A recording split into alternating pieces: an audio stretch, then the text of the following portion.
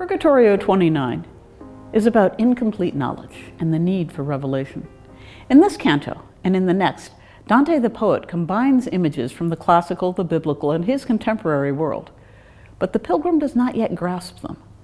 Dante starts this canto by an ambiguous description of the mysterious woman across the stream, who has just told him that he is above the storms of earth. He describes her with a line from Cavalcanti's erotic poem, which calls a cute, willing shepherdess enamored. Now, we know that Dante is free from lust, because that's been burned away. This is a more exalted idea of romantic love, but even so, it does not show a clear understanding of the nature of love. As we go on, this word will refer to clearly heavenly love embodied in Beatrice. This woman, whose intentions seem unclear, is singing from the Psalms about sin. Blessed are they whose sin is covered. This is a little snapshot of what's been happening in the poem. An idealized passion for Beatrice has brought him to look upon his own sin. That has brought him to the earthly paradise with Virgil, the representative of the best merely human powers without grace. And with just that companionship, Dante's attracted to the woman, but he doesn't know if she's like a nymph moving from light to darkness, or from darkness to light. Remember what the sun meant at the beginning of the Commedia. He's already told us that the shade under the trees is so thick that sunlight does not reach the ground, that he stands on. The singing lady, later called Matilda, is the first of the female guides. Here, where human sinlessness is possible, the social leadership is female. Beatrice will take over in the following cantos. Remember that at the beginning of the poem, it wasn't Jesus who came to save Dante, not directly. It was a committee of women, bringing to mind the deep community inscribed on our bodies. A woman will represent the church, the bride of Christ. She walks, leading him. They do not reach the number of 100 steps, a significant number of completeness in the Commedia. In other words, what is happening here is not yet complete. She leads him beside a bend in the stream so that he faces east, in the direction of worship, the orientation of the altars in churches all over Europe. She's already told him there can't be storms here, but he hasn't really absorbed the idea. He thinks it may be lightning when the light comes. Matilda points him to light and praise of God, which the pilgrim does not understand. He understands enough to rejoice in the beauty of the song of praise. Here, with a woman who is alone in literally the Garden of Eden, he's grieved by the sin of Eve. Specifically, he points to her rejection of the veil, which St. Paul identified as a sign of submission to authority among women. We are being prepared for revelation. Revelation always comes from authority. Our first contact with this is a thing that the pilgrim cannot interpret. 7 golden things that at first look like trees. This is a very biblical canto. Recall the gospel, in which a blind man is cured by Jesus, but in 2 stages. At first, people look like trees walking around. Afterwards, Jesus completes the cure, and the man sees clearly. The pilgrim is experiencing both sound and light, mingled senses that he says add to his confusion, but eventually he can understand that he's seeing 7 candelabra that look like trees. As his vision becomes clearer, he sees that there are 7 lamps, like the 7 in the book of Revelation, echoing both the 7 spirits who stand before the throne of God and the 7 gifts of the Spirit that the church gleaned from Isaiah: wisdom, understanding, counsel, fortitude, knowledge, piety, and fear of the Lord. We have an infusion of grace, of divine enlightenment. It is accompanied by praise, the proper response to God's gift. Dante compares them to the moon, which shines by reflection in darkness. He still has no direct perception of the source of light, and Virgil can't help him to understand what he's seeing.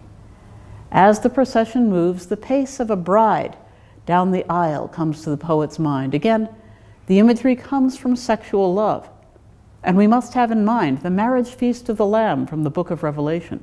It's a wedding. The consummation is not yet.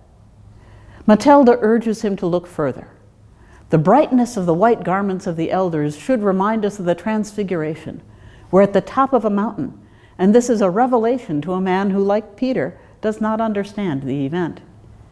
He looks at a reflection like a mirror on his left, not the real thing, and he's looking on the side that signifies imperfection. The candelabra give forth the colors of the rainbow, signifying the covenant with all humanity made by God with Noah. They're 10 paces wide, 10 being the number of the commandments. Now he sees the number of processing elders, 24, wearing white lilies. White we shall see is the color of faith, which is not yet sight, as we shall hear again when Dante defines faith in the Paradiso. Why are there 24 of them? St. Jerome used a modification of the Hebrew method of grouping the books of the Old Testament, which involved combining some books we separate, such as the 12 minor prophets. Jerome counted 1 for each letter of the Hebrew alphabet, plus Ruth and Lamentations. These Old Testament figures are singing about the blessedness of a woman. It echoes the greeting of Gabriel to Mary, but also Deborah's song from the Old Testament, praising a woman, Jael, for her deed of war. Here, the victory rises from the power of beauty. Then we have 4 animals representing the 4 evangelists, already a standard iconographic trope for Dante. He uses the image from the Apocalypse with 6 wings. 6 is just short of the week, a number indicating incompleteness again. Dante does not yet know what they are. A chariot arrives drawn by a griffin, well understood by the critics as a representation of Christ. Note that this isn't Jesus, it's a dramatic representation in a kind of symbolic art called a mask. Each detail has significance. The griffin combines features of an eagle and a lion. The lion is associated with the tribe of Judah, the tribe of the ancestry of Jesus. He's white and red, pure and sacrificial. The lion aspect represents the humanity of Christ, as his humanity alone can suffer. The aspect of the eagle represents divinity, and the incorruptible golden wings reach up to heaven. The wings frame the color green in the rainbow. In the book of Revelation, an emerald rainbow surrounds Christ. If one takes the gems listed on the ceremonial breastplate of the ancient priests of Israel representing the tribes and matches them to the birth order of the ancestors of the tribes, emerald matches Judah. Green is also the color of hope, as we shall see, and the color of the eyes of Beatrice. Hope is the virtue by which one keeps one's eyes focused on the chief good one ought to pursue, whatever the worldly outcome. The chariot clearly has relations to Rome. Dante gives us a reference to various Roman heroes. In this Roman vehicle, the representative of the church will ride. The community of the church militant, the church on earth, is seated in Rome as far as Dante is concerned. Then the poet references the story of Phaeton, who drove the chariot of the sun disastrously, and it was hit by a thunderbolt from Jove in order to save the world from burning up. This is a chariot that is somehow better than that earthly sun, but we don't know how. Then we see 3 dancing women. One's a white lady, white, blank, marble, snow. She represents faith. Another lady is green, entirely green, representing faith. The third is red, representing charity. And they're all dancing. Then we have another 4 dancing ladies, all in crimson. The 4 Aristotelian virtues, prudence, justice, temperance, and fortitude. Prudence is seeing things accurately. 1 eye each for the past, the present, and the future. You need to know what things are in order to be just to anyone, what you need and what is excessive in order to be transparent, and you need to see what you ought to endure difficulty for in order to practice fortitude. That's why prudence leads the dance. But stop for a moment to think of what this looks like.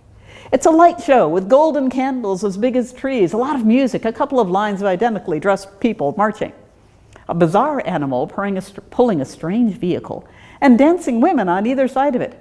This is a parade. This is an Italian street party. We're going to get flowers thrown at the party in a minute. That really happens in Italian street processions. I've been there myself, with flowers raining down on my head. This is symbolic and everything, but don't forget, the music's really good, and it's a party. He doesn't understand it maybe, but this is loads of fun for him. The evangelists were represented by the 4 strange animals with eyes all over them. Then come representatives of Luke and Paul, also New Testament writers, carrying their iconographic symbols. The four of humble aspect are representing the writers of the universal epistles, Jude, James, Peter, and John. So we get three representations of John because he wrote in three genres. Dante is trying to do some New Testament grouping here, the way that Jerome did with the Old Testament. Like the elders crowned with lilies, they wear flowers. These are red flowers, though. The charity enjoined by Christ succeeds to the faith that preceded his coming. They're roses, already much associated with the Virgin Mary, so that they seem to have fire on their brows. That's associated with the coming of the Holy Spirit at Pentecost. No one explains this to Dante. He's just seeing the mask, hearing the music, watching the dancers. Then the whole parade stops. It's right in front of him. It's waiting for something. And it's something that is meant for Dante. Clearly, this is incomplete. Even if he has the texts, he does not yet have what he needs to understand them. He needs grace. That will come home to his heart in the next canto, where he finally meets the woman for whom he has gone to hell and back. He does not yet understand, but he will.